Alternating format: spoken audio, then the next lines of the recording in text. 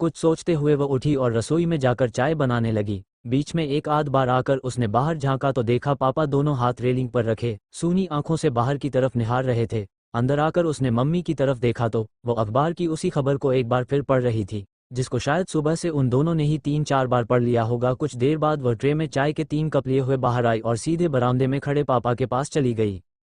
पापा लो चाय पियो, कहकर शिवी ने चाय की ट्रे पापा की आंखों के सामने कर दी। बिना कोई प्रतिक्रिया दिए पापा ने ट्रे में से चाय का कप उठा लिया, शिवी की तरफ देखा तक नहीं। शायद इस तरह वह अपनी नम आंखों को छुपाना चाहते थे। कुछ पल शिवी यूं ही खड़ी रही, फिर धीमे कदमों से ड्राइंग रूम में लौट आई। मम्मी को चाय का कप पकड़ाया तो मम्मी ने चौंक कर ऐसे देखा जैसे शिवी ने कोई बहुत ही आश्चर्यजनक काम कर दिया हो। पापा को चाय दे दी? माधवी ने पूछा। शिवी ने हाँ की मुद्रा में धीरे से सर हिला दिया। मम्मी और शिवी चुपचाप चाय पीते रहे। कुछ देर बाद चाय का कप लिए हुए पापा भी अंदर आ गए। उन्हें देखकर मम्मी ने न्यूज़पेपर फोल्ड करके रख दिया और उनसे पूछा, आज ऑफिस नहीं जाना है क्या? नहीं, मेरा बिल्कुल मन नहीं है। मैं अभी फ़ोन करके थाने में बोल देता हूँ, कल तो छुट्टी है ही, इतवार है, तब तक ये सब मामला थोड़ा शांत हो जाएगा। बहुत ही धीमी आवाज़ में पापा ने मम्मी से कहा। चाय पीते पीते शिवी के दिमाग में वही कोठी घूम रही थी। पापा से कुछ भी बात की जाए वह ऐसी मानसिक स्थिति में नहीं थे, इसलिए शिवी इस तनावपूर्ण माहौल से दूर ऊपर जाकर अपने कमरे में बिस्तर पर लेट गई। उसके दिमाग में अब भी बहुत से प्रश्न उठ रहे थे, जिनका जवाब वह पापा से चाहती थी, परंतु ये भी जानती थी कि अभी पापा से कोई भी सवाल नहीं किया जा सकता। कुछ देर बाद फ्रेश होकर वह वापस पढ़ने बैठ गई। उसे हमेशा से एग्जाम्स के बीच में 3 दिन से ज़्यादा का गैप बिल्कुल पसंद नहीं। इतने लंबे गैप से एक तो पढ़ने का तारतम्य टूट जाता है और दूसरा परीक्षा की तैयारी करने की रुचि भी समाप्त हो जाती है। शिवी बेटा, ब्रेकफास्ट कर लो, नीचे से पापा की आवाज़ आई तो शिवी ने राहत की सांस ली कि चलो पापा की आवाज़ तो सुनाई दी। शायद दिन चढ़ने के साथ तनाव ढलता जाए, यही सोचकर वो फटाफट सीढ़ियाँ उतर गई। यह मम्मी की बहुत ही खास आदत है। जब घर में किसी का भी मूड खराब होता है वह उसे ठीक करने के लिए उसके पसंदीदा डिश बना देती है। आज भी उन्होंने पापा के फेवरेट गोभी के पराठे बनाए थे। गोभी के पराठे शिवी को बिल्कुल पसंद नहीं थे, लेकिन उस दिन का माहौल देखकर उसने चुपचाप खा लेने का मन बनाया और एक बार पराठा उठाकर अपनी प्लेट में रख लिया। अरे बेटा, वो तेरे लिए नहीं, तू गोभी का पराठा खाती नहीं ना, इसलिए मम्मी तेरे लिए पनीर का पराठा बना रही है, पापा ने शिवी की प्लेट से पराठा वापस लेते हुए कहा। पापा का मूड देखकर शिवी खुश हो गई थी। अब वह पापा से बात कर सकती थी। ये सोचकर उसने कहा, चलो यह अच्छा किया कि आपने छुट्टी ले ली, आप कभी भी नहीं लेते हो। आज शाम को आप मुझे आइसक्रीम खिलाने ले चलोगे ना? शिवी ने जानबूझकर यह बात कही थी। वह जानती थी कि अगर वह पापा से केस के बारे में कुछ भी बोलेगी तो उनको अच्छा नहीं लगेगा। वह उनको नीचे भी ले जाना चाहती थी, लेकिन उसके लिए आज बहाना बनाना जरूरी था। आइसक्रीम वाले जहां खड़े होते थे उसका रास्ता उस कोठी के सामने से ही जाता था। उसने नीचे जाने के लिए जानबूझकर वही टाइम तय किया था जिस वक्त उसे लगातार 2 दिन वह ड्राइवर घर वापस जाता हुआ दिखा था। शायद ड्राइवर के घर वापस लौटने का वही टाइम था जिस दिन से उसने ड्राइवर के हाथ में आंटी के कपड़े देखे थे। उसे लग रहा था जैसे कत्ल उसी ने किया है और वह कोई सबूत छुपा रहा है जिस पर अभी तक पुलिस की नज़र नहीं पड़ी है। टहलते हुए वो लोग अब कोठी के सामने से गुजर रहे थे। उसने देखा वही साइकिल गार्ड रूम के पास खड़ी हुई थी। वह समझ गई कि अवश्य ही ड्राइवर अंदर होगा जहां से उन्हें आइसक्रीम लेनी थी। वह जगह उस कोठी से ज़्यादा दूर नहीं थी, वहां से भी इस ड्राइवर पर नज़र रखी जा सकती थी। आइसक्रीम लेने के बाद वह लोग वापस चल दिए। शिवी ने देखा साइकिल अभी भी उसी स्थान पर खड़ी हुई थी। उसे डर था अगर कोठी तक पहुंचते तक ड्राइवर बाहर नहीं निकला तो वह इस विषय पर पापा से बात कैसे करेंगे। इसलिए वह थोड़ा धीरे चलने लगी। उसकी बेचैनी बढ़ती जा रही थी क्योंकि अभी भी ड्राइवर बाहर नहीं निकला था। आखिर वह लोग कोठी तक पहुंच गए, परंतु ड्राइवर नहीं निकला। ये देखकर वह मायूस हो गई। तभी उसने पापा की तरफ देखा और कहा, पापा क्या मैं एक और आइसक्रीम खा सकती हूँ? देखो, अभी तुम्हारे एग्जाम चल रहे हैं, कहीं गला वला खराब हो गया तो तुम्हारी मम्मी गुस्सा करेगी। शिवी और रमेश चलते चलते रुक गए थे। तभी कोठी का दरवाजा खुलने की आवाज़ आई। शिवी ने देखा वही ड्राइवर बाहर निकला और गार्ड से कुछ बातें करने लगा। उसे देखते ही शिवी ने अपने पापा से कहा, वह देखो पापा, वही उनका ड्राइवर है। मुझे लगता है मर्डर इसी ने किया होगा, क्योंकि उस दिन जब मैं कोठी में आई थी तो ये कोठी में से एक पॉलीथीन लेकर निकला था। उसमें जरूर आंटी के कपड़े थे। मुझे लगता है ये कुछ छुपा रहा था, क्योंकि आंटी के कपड़े थोड़े बाहर निकल रहे थे तो मैं पहचान गई। नहीं बेटा, जिनका मर्डर हुआ है वह जलकर मरी है, तो उनके कपड़े छुपाने का तो कोई सवाल ही पैदा नहीं होता, रमेश ने शिवी की जिज्ञासा को शांत करते हुए कहा। अच्छा हाँ, ये बात भी है, तो फिर यह आंटी के कपड़े कहाँ लेकर जा रहे थे? शिवी ने कुछ सोचते हुए पूछा। किसी ने दिए होंगे, अपनी बीवी के लिए ले जा रहा होगा कुछ, रमेश ने जवाब दिया। वो लोग अब कोठी के बिल्कुल सामने थे। गार्ड और ड्राइवर की बात आसानी से सुन सकते थे। शिवी ने जानबूझकर और भी धीरे चलना शुरू कर दिया था। रमेश और शिवी दोनों के कान उनकी बातचीत पर लगे थे। अरे चाचा, थोड़ी देर रुको ना, कहाँ जा रहे हो? ऐसा कौन आपका घर में इंतजार कर रहा है? गार्ड ने ड्राइवर से मजाकिया लहजे में कहा। शाम हो गई है, खाना भी बनाना है। अब भैया, तुम्हारी तरह हमारे घर में तो कोई जनाना है नहीं जो बना के खिला देंगी, यहाँ तो खुद ही सब कुछ करना पड़ता है, कहकर ड्राइवर ने साइकिल स्टैंड से उतारी और पैडल मारता हुआ उस पर चढ़ बैठा। तभी रमेश को न जाने क्या सूझी। वह गार्ड के पास पहुंच गए और बोले, ये ड्राइवर कहाँ रहता है? यहीं पास ही गणेश बस्ती में। लेकिन क्यों, कुछ काम था क्या? गार्ड ने प्रश्न किया। दरअसल हमें भी अपने लिए एक ड्राइवर चाहिए, सोच रहा था उससे पूछूं, कोई मिल जाए तो। ड्राइवरों को आपस में एक दूसरे का पता रहता है ना, रमेश ने बहाना बनाया। शिवी पापा की बात पर हैरान थी।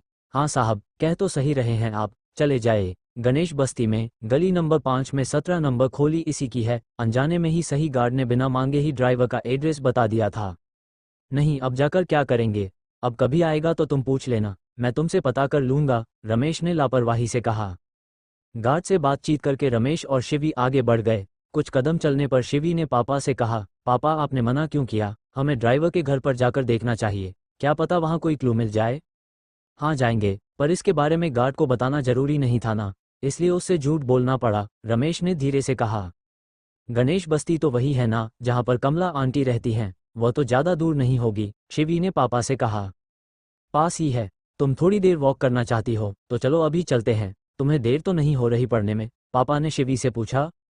नहीं, वैसे भी अभी 2 दिन है एग्जाम में, मैंने सारे रिवीजन कर लिया है, बार बार कितनी बार रिवीजन करूं, बोर हो गई पढ़कर, कहकर शिवी ने बुरा सा मुंह बनाया।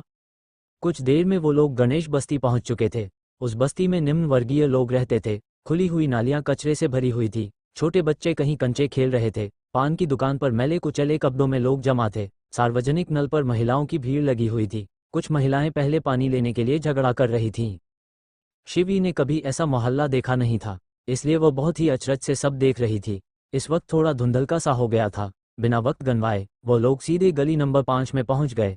17 नंबर में पहुंचकर उन्होंने देखा, वही साइकिल बाहर खड़ी थी। आस पड़ोस की ज्यादातर झुग्गियों के दरवाजे खुले हुए थे, लेकिन 17 नंबर का दरवाजा बंद था। गली में आते जाते लोग रमेश और शिवी को बहुत ध्यान से देख रहे थे। उनके कपड़ों से ही लोगों को पता चल रहा था कि ये लोग इस बस्ती के रहने वाले नहीं हैं। थोड़े आगे जाकर वह लोग फिर वापस लौटकर 17 नंबर के पास पहुंच गए। इस वक्त गली में और कोई दिखाई नहीं दे रहा था, इसलिए थोड़ा आगे जाकर रमेश ने सोचा क्या किया जाए। अचानक उनको एक युक्ति सूझी। उन्होंने शिवी के कान में कुछ कहा। जब वह दोनों पलटकर फिर से 17 नंबर के सामने पहुंचे तो शिवी ने दरवाजा खटखटा दिया और भागकर गली के छोर पर पहुंचकर छिप गई। कुछ सेकंड में दरवाजा खुला और ड्राइवर बाहर आया, लेकिन बाहर आते ही उसने दरवाजा बंद कर दिया, जैसे अंदर कुछ ऐसी चीज है जिसे वह सबसे छुपाना चाहता हो। बाहर निकलकर उसने गली के दोनों तरफ देखा, उसे कोई दिखाई नहीं दिया। रमेश तब तक 17 नंबर के सामने पहुंच चुके थे, लेकिन उन्हें बंद दरवाजे की वजह से अंदर कुछ दिखाई नहीं दिया। मायूस होकर बाप बेटी लौट आए, लेकिन इतना तय था कि कोई रहस्य तो था उस 17 नंबर की झुग्गी में। इसका पता लगाने के लिए अब रमेश बेचैन हो गए थे। अरे, आप दोनों ने इतनी देर कहाँ लगा दी? और फ़ोन क्यों नहीं उठा रहे थे दोनों? मैं इतनी देर से फ़ोन कर रही थी। दरवाज़ा खोलते ही माधवी ने शिकायतों की लाइन लगा दी। अरे बताते हैं, थोड़ा सांस तो लेने दो, रमेश ने घर में घुसते हुए पत्नी से कहा। लेकिन मम्मी, सबसे पहले मुझे खाना दो, मुझे बहुत भूख लगी है, मैं तब तक हाथ मुंह धोकर आती हूँ, कहकर शिवी ऊपर भाग गई। उसे एक ये भी डर था कि अगर पापा ने सारी बात बताई तो मम्मी उसे ना डांटे। पापा से तो कुछ बोल नहीं सकती, हो सकता है पापा ने सारी बात बताई हो तो वो उनसे भी झगड़ा कर रही हो। शिवी कपड़े बदलते वक्त सोच रही थी। यही सोचते हुए जब वह नीचे उतरी तो नीचे का नज़ारा वैसा नहीं था जैसा उसने सोचा था। आप कहे तो मैं आपके साथ चल सकती हूँ, मुझे तो वह पहचानता भी नहीं होगा, माधवी ने रमेश से कहा। करना सिर्फ यही है कि जाकर तुम्हें उनका दरवाज़ा खटखटाना है, तब तक पीछे से मैं आ जाऊंगा और तुमसे झगड़ा करूंगा। वह आदमी दरवाज़ा खोलकर जरूर देखेगा। इस बीच हम दोनों को कोशिश करनी है कि कोई भी दरवाज़ा खोलकर अंदर झांक ले, रमेश पत्नी से कह रहे थे। ये सुनकर शिवी आश्चर्यचकित रह गई। इसका मतलब मम्मी भी अब हमारी प्लानिंग में शामिल हो गई हैं? उसने खुश होते हुए पूछा। माधवी ने मुस्कुराकर रमेश और शिवी की तरफ देखा और कहा, यस सिस। तो आगे क्या प्लानिंग है? अपनी प्लेट में से और रोटी का टुकड़ा तोड़ते हुए शिवी ने अपने मम्मी पापा से पूछा।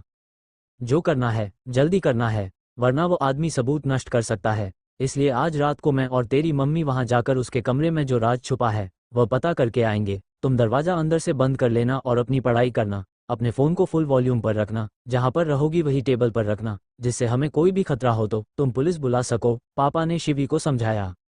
शिवी और माधवी दोनों ही ध्यान से रमेश की बात सुन रहे थे।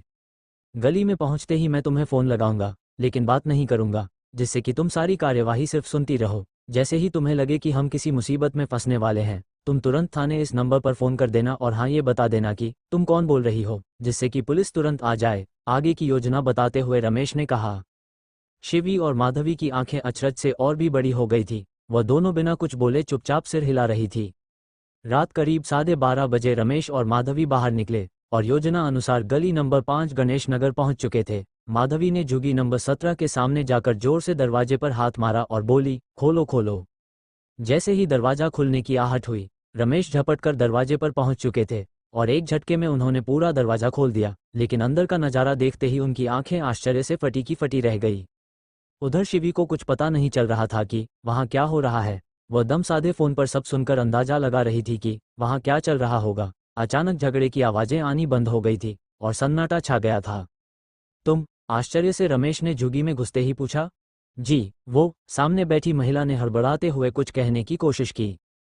तुम जिंदा हो? तो फिर वो कौन थी जिसकी लाश तुम्हारे घर से मिली थी? रमेश ने चिल्लाकर पूछा। मुझे नहीं पता, मैं कुछ नहीं जानती, महिला गिड़गिड़ाने लगी। सुनिए भाई साहब, आप कौन हैं और ऐसे कैसे मेरे घर में घुस आए? पीछे से आकर ड्राइवर ने रमेश की बाह को पकड़कर अपनी तरफ मोड़ते हुए पूछा। रमेश ने पलटकर ड्राइवर की तरफ देखा और बोले, पुलिस। ड्राइवर के चेहरे पर भय मिश्रित आश्चर्य फैल गया। शिवी समझ गई थी कि झगड़े जैसी कोई बात है नहीं, इसलिए उसने फ़ोन काट कर तुरंत मम्मी को फ़ोन मिलाया। हेलो मम्मी, क्या हुआ? सब इतना शांत क्यों हो गए? बेटा, जिसका कत्ल हुआ था वह जिंदा मिल गई है।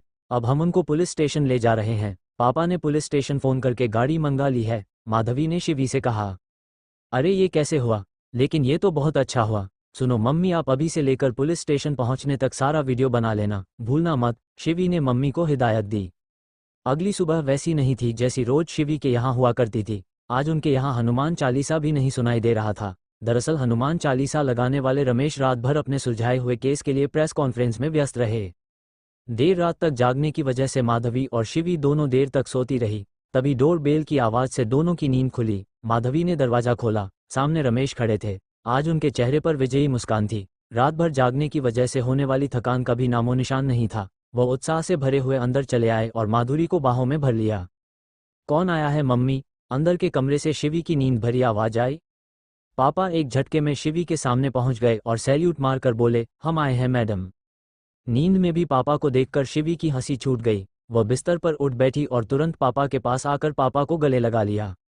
आज तो थाने के एक एक बंदे की जुबान पर तो छोड़ो, शहर के हर एक बंदे की जुबान पर तुम्हारे पापा का नाम है शिवी, और यह सब हुआ है तुम्हारी वजह से। अगर तुमने जासूसी नहीं की होती तो मैं कभी इस केस की तह तक नहीं पहुंच पाता। तुम ही हो मेरी डिटेक्टिव, और वह भी एक्स्ट्रा स्मॉल, कहकर पापा ने शिवी के माथे पर एक किस कर दिया।